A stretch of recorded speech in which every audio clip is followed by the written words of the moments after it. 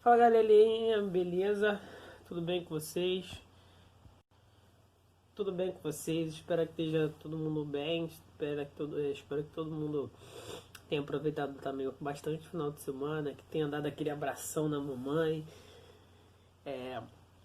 tenha comido bastante, né? Porque todo mundo sabe que Dia das Mães é aquele dia de comer especial, que faz aquela comidinha toda especial e que vocês tenham feito comida pra mamãe, né? Dá uma aliviada pra mamãe também. Gente, vamos lá. Essa aula de hoje a gente vai falar sobre a segunda parte do período regencial. Na última parte, a gente estava falando também, a gente terminou falando sobre grupos políticos. Então, antes da gente começar essa aula, voltem lá no conteúdo que eu mandei para vocês. Voltem lá no mapa mental que eu mandei para vocês, que a gente vai começar pela quinta parte, tá bom? Então vamos lá. Espero que vocês já tenham todo mundo pegado já o slidezinho, já tenha visualizado e tal. Gente, vamos lá para essa quinta parte. A quinta parte vai ser justamente, a gente vai falar sobre o primeiro governo regencial, né? Esse primeiro governo regencial é justamente a primeira trina provisória, tá bom? Por que trina provisória? Porque era formado por três pessoas, né? E essas três pessoas vão ser dois senadores, né? E um militar. E esse grupo provisório, né, ele vai ter uma característica importante. Ele vai durar pouco tempo, né? Esse tempo de duração dele vai ser de 1831. Então ele vai logo que ele surge, também logo acaba. Por quê? O principal sentido dessa trina provisória é, como o próprio nome dele diz, ser provisória. Para quê? Para justamente conseguir eleger as pessoas para trina permanente, a trina que vai se permanecer, tá bom? Então nessa característica não tinha ninguém no poder, não tinha ninguém que pudesse assumir, então eles elegeram uma trina provisória para que pudesse se eleger alguém com maior parcialidade, com mais calma, né? Para todo mundo ficar de boazinha, todo mundo, vamos eleger uma pessoa direitinho e tal, vamos eleger um grupo de pessoas legal? Vamos, show de bola? Show, então é super tranquilo de entender. Então, vamos partir para a parte 6, né? Porque a gente ainda tem bastante conteúdo. Lá na parte 6 a gente vai falar, né, sobre a trina permanente. E essa trina permanente é que tem uma grande transformação. Ela vai ser eleita, né? Então ela não vai ser só provisória, não vai ser ali um grupo de pessoas que vai chegar ali e vai assumir o poder por um determinado tempo. Ela vai ser eleita, ela vai durar de 1831 a 1834. Né? Se vocês derem uma olhadinha lá, que eu coloquei para vocês lá na parte 3, né, que eu coloquei a divisão das regências, eu botei cada regência e o tempo. Então a gente já tem uma ideia justamente do que vai acontecer. A gente vai ver que nessa trina permanente, ela vai ser eleita também por dois deputados e um militar, né? Então o que a gente está vendo, né? Que sempre tem militares dessas duas primeiras trinas, né? Desses dois primeiros governos. A gente vai ver que ele vai ter um forte avanço liberal. Por quê? A gente vai ver que tem aquela parte, né, que a gente viu da divisão política, que vai ter políticos moderados, né, liberais exaltados e liberais moderados. A gente vai ver que nessa trina permanente, né, esses dois deputados, eles vão ser, a maioria deles esses dois vão ser liberais alterados. Por quê? Exaltados. Por quê? Porque o sentido deles é de construir uma república. Então é por isso que eu vou começar a ter grandes avanços, né? Boa parte desses liberais vão querer justamente alguns avanços no ponto de vista do que vai acontecer. E também nesse mesmo período também que vai ocorrer algumas revoltas no Brasil, né? Como o Contestado, como Sabinada, né? E nesse período vai ter a necessidade de criar uma guarda nacional, porque você não tinha um exército em si no Brasil nesse período, né?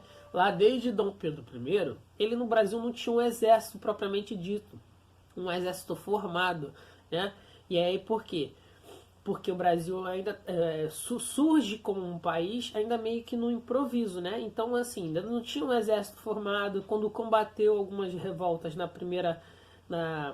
no primeiro período imperial foram algumas milícias, né, pagas justamente por Dom Pedro I.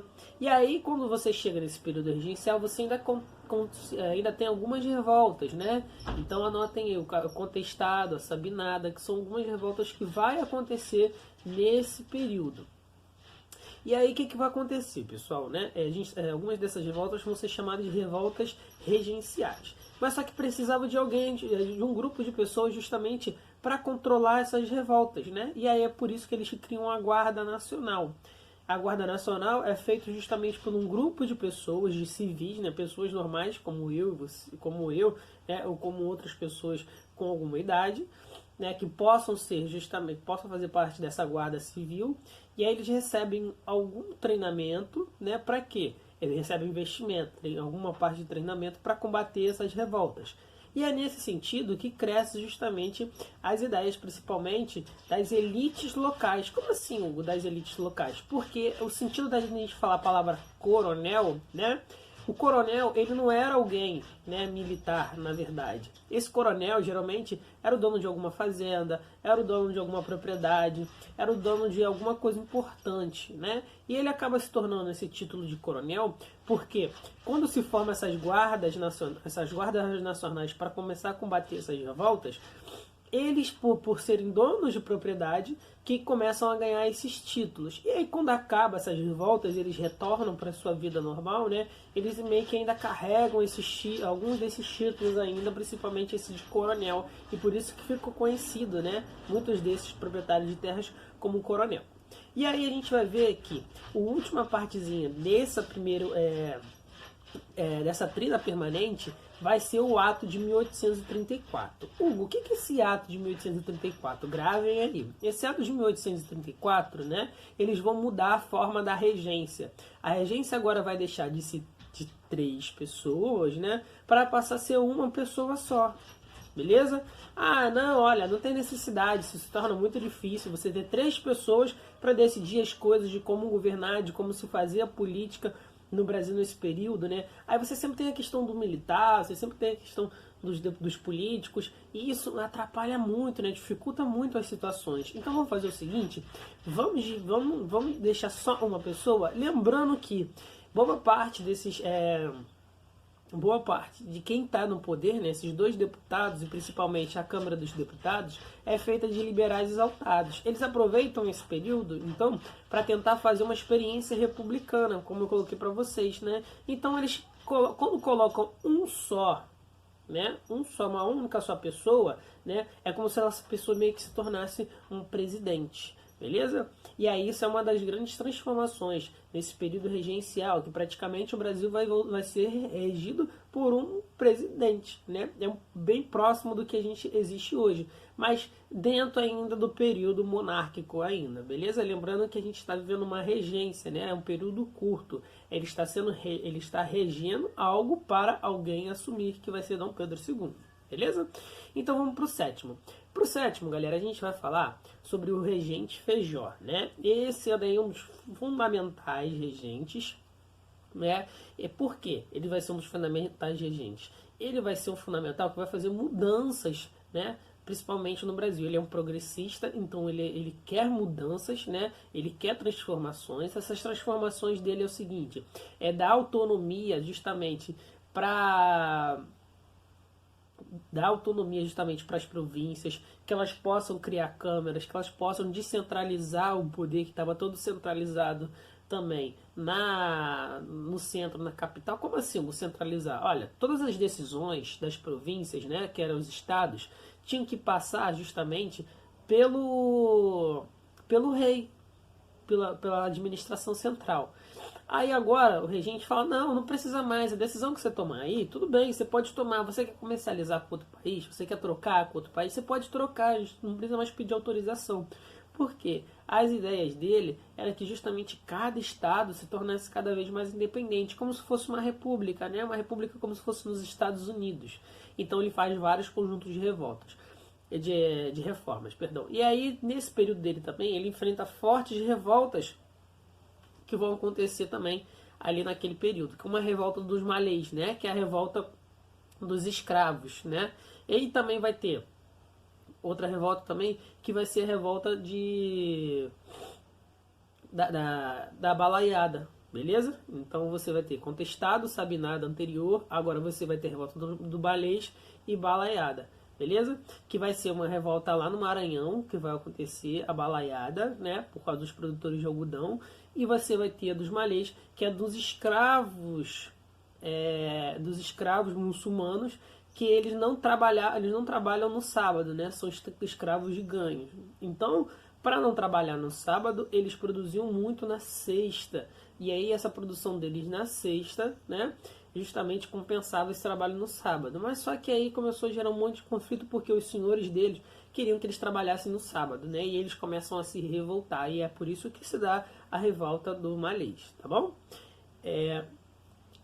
Vamos lá, pro 8. Assim, eu quero adiantar bem, porque eu não quero que a gente estenda muito esse vídeo, né? O 8 vai ser justamente já um outro regente uno, né? Então vai ser uma única pessoa, porque a gente viu que lá teve aquele ato de 1834 que mudou, né, a forma das regências de 3 para 1. Então, se eu perguntar para vocês, o que transformou, né, a regência de trina para una é o ato de 1834, tá bom? Então, a gente vai ver que nesse ponto 8 agora, essa regência una de Araújo Lima, ela vai ser um pouco mais contrária, né? O Araújo Lima, ele é mais pró-monarquia. Então, se ele é mais pró-monarquia, qual é o partido dele? O Partido Português, o Partido Caramuru, tá bom? E a gente vai ver que é o seguinte, ele vai ter ideias mais regressistas, que é o que? Garantir justamente as ideias da monarquia. Então eu tenho que ir contra as ideias da reforma do regente Feijó, tá bom? O que vai acontecer? Ele vai reduzir justamente aquela liberdade de poder que o regente Feijó deu, né? Então ele vai começar a fazer contra-reformas. Tudo que o regente Feijó fez, ele vai começar a reduzir. Então ele vai ser um regressista, que ele vai querer voltar às ideias principalmente monárquicas. Ele vai reduzir muito o poder, né, dos estados, e ele vai fazer tudo isso dentro de uma contra-reforma. Para quê? Para botar de novo, centralizar de novo todo o poder do Brasil, principalmente também na monarquia, beleza? E por último, o que a gente também tem para falar é o golpe da maioridade, né? Mas que golpe é esse da maioridade? Gente, esse golpe da maioridade é justamente o quê? O Brasil estava passando por uma grande confusão, né? Então você tinha vários grupos, tinha esses dois grupos políticos, né? E na verdade você tinha 3 grupos políticos, né? Por mais que você tivesse 2 partidos, você tinha 3 grupos políticos. Como assim, Hugo? Se vocês olharem de novo lá no mapa, na parte 4, você vai ter o Partido Português e o Partido Brasileiro. Só que o Partido Brasileiro é dividido em 2. Então, de certa forma, você tinha 3 posições políticas. E aí eles entravam muito em conflito, principalmente nessa decisão regencial, né? Quem seria o próximo regente depois do Araújo Lima? Como é que seria a política no Brasil nesse período? E aí todo mundo chegava numa grande indefinição no que ia fazer, né? Essa grande indefinição fez com que justamente esses mesmos políticos, olha, eu acho que é melhor a gente fazer o seguinte, vamos tentar botar o Dom Pedro II para assumir logo o poder e a gente para com essa questão, beleza? Mas o que vai acontecer é que quem pensava assim eram justamente os regressistas, né? O Partido Português, que queria justamente a monarquia no poder, enquanto os progressistas ainda lutavam justamente para a manutenção dessa regência, tá bom? Então o que vai acontecer? No final do governo do Araújo Lima, né, boa parte dos deputados era formado justamente por pessoas do Partido Português, que queriam justamente a manutenção da monarquia no Brasil, né, que queria que o Pedrão continuasse sendo, né, mesmo sendo novinho, pudesse ser justamente o imperador do Brasil. Então, para isso, o que eles fazem? Né? Eles escrevem um projeto lá junto com a galera, né? Junto com o povo deles, e falam que é o seguinte, olha só, vamos diminuir a menor idade do Pedro, né, do Pedrão, para ele conseguir se tornar imperador. E aí acaba com essas ideias todinhas lá do Partido Brasileiro, né, esse pessoal aí meio maluco aí, eles acabam com essas ideias deles todinhas aí, e a gente coloca o Pedrão lá e fica tudo certo. beleza? E aí isso ficou conhecido como justamente, né, o golpe da maioridade. Por quê? O Pedro, né, o Pedrão, Dom Pedro II, na verdade, ele só tinha 15 anos, né? Ele só tinha 15 anos nessa época. E o que vai acontecer? Em 1840, ele está lá com 15 anos, novinho ainda faltava 3 anos para ele assumir, que ele só poderia assumir com 18 anos. Então, o que esses deputados fazem, né? Então, o que os deputados acabam fazendo? Eles reduzem justamente qual seria a maior idade no Brasil de 18 para 15 anos, beleza? Então lá, ó, agora a maior idade no Brasil passa a ser 15 anos, não mais 18. E aí dá possibilidade justamente de Dom Pedro II assumir como imperador do Brasil. Pô, olha que maravilha, hein? Que onda que esse Pedrão tá tirando, né? 15 anos lá, alguns de vocês provavelmente já devem estar quase chegando lá. Imperador do Brasil. Nossa, que onda, hein? Poxa, eu queria uma dessa pra quê? Se tornar o imperador do Brasil, hein? Que maravilha, hein? Então, esse vai ser o golpe da maioridade. Ele vai se tornar imperador do Brasil. Mas por que ficou conhecido como golpe da maioridade, né? Porque acabou não sendo normal, porque logo em seguida eles retornaram à maioridade para 18 anos, né? E aí isso foi feito por um grupo político, isso foi feito também por questões de interesse, e também não estava na legitimidade. Você ainda poderia ter mais 3 anos ainda de governo, porque Dom Pedro ainda, na verdade, ainda não tinha a idade correta para assumir como imperador, tá bom? Então, gente, a gente está encerrando aqui nesse período, nessa questão de período regencial, né? Façam atividade do livro desse período regencial, que eu vou estar passando aqui para vocês também no grupo, e espero que todo mundo faça a atividade e que a gente possa também tirar dúvidas aqui. Vou estar aqui, então tirem as dúvidas, beleza? Forte abraço para vocês.